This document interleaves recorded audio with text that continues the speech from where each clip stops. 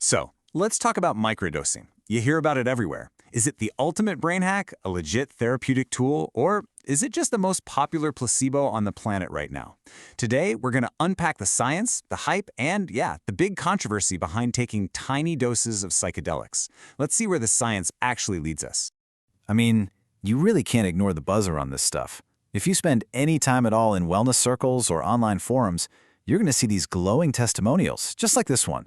You have people claiming these substances have completely turned their lives around.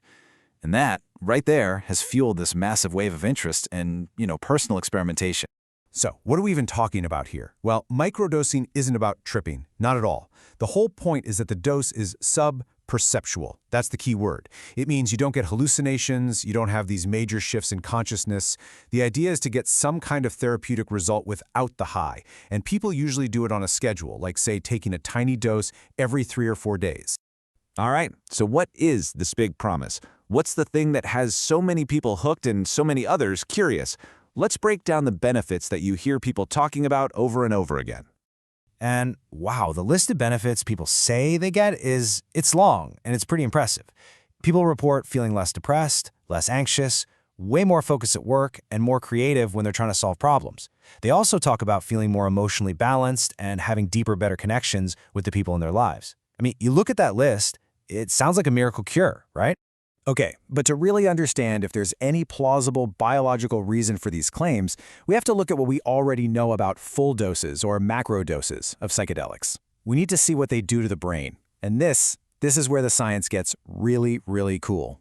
So here's what we know for sure from research on big doses. First, they can physically change the brain. They bind directly to these special receptors that are essential for neuroplasticity. That's the brain's ability to forge new connections. Think of it like pouring fertilizer on your neurons. And second, they kind of shake up the brain's normal activity. They increase the randomness, which helps break down those super rigid, repetitive thought patterns that can get people stuck in things like depression or anxiety. Now, here is the absolute key point. All of this fascinating, established science on rewiring the brain, it's all based on macrodoses. We're talking about amounts that are big enough to cause a full-blown psychedelic experience. So the big question is, can a tiny, tiny fraction of that dose produce even a fraction of those same effects? Which, of course, brings us right to the central conflict, the real core of this entire debate. Are the benefits people feel real, pharmacologically, or are they the product of something else entirely? Okay, look at this. This slide really gets to the heart of the problem. On the left, you have all those personal stories, everything people feel. More creativity, better mood, right?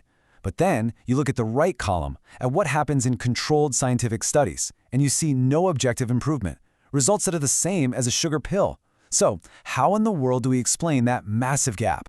And that leads us to the million-dollar, or heck, maybe billion-dollar question. If people are genuinely feeling better, but our best science can't measure a direct effect from the drug itself, could this whole thing just be an incredibly powerful placebo effect, driven entirely by what people expect is going to happen? All right, let's roll up our sleeves and dig into the evidence. What have researchers actually found when they put microdosing under the microscope in a controlled clinical setting? So, one of the strongest pieces of evidence against a direct drug effect comes from a recent trial that used the gold standard of research, a double-blind, placebo-controlled design.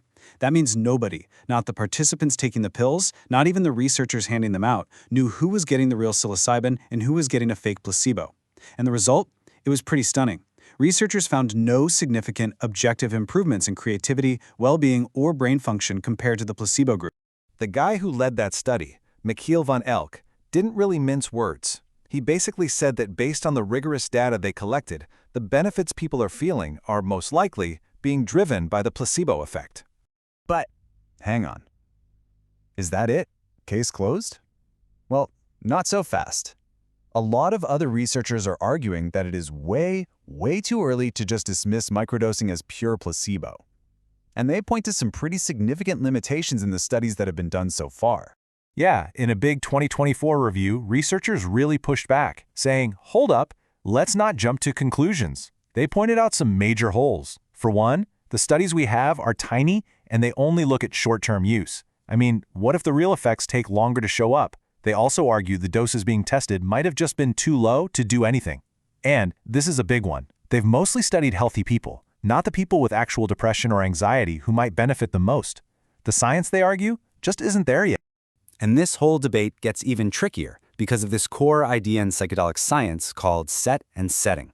It's the theory that the effect of a drug is massively shaped by your mindset, your expectations, your mood, your intentions, and the environment you're in. This concept is totally central to psychedelics, and it perfectly explains why the power of belief is so critical here. If your mindset can literally shape the experience, it becomes incredibly hard to separate the drug's effect from the placebo effect. Okay, so where does all of this conflicting info leave us? You have these amazing personal stories on one side and these kind of inconclusive, messy studies on the other. Let's try to look at the bigger picture and what might be next. This table here does a really nice job of breaking it all down side by side. Macrodosing, the big trips, they promise profound, lasting change from just a few sessions, but it requires a ton of clinical support and carries real psychological risks. Microdosing, on the other hand, is much gentler and way easier to study. But as we've just seen, the benefits are totally unproven, and the long-term risks, well, they're a complete unknown. And look, we absolutely have to talk about the risks because they're not trivial. There are real concerns about cardiac health. Long-term, frequent use could potentially affect heart valves. Then there's the obvious legal issue, and the fact that you're dealing with unregulated stuff. You have no idea what you're actually getting. Some people even report negative psychological effects like more anxiety. But honestly, the biggest risk is simply the unknown. There is basically zero research on what taking these powerful substances for months or years on end might do to your brain and your body.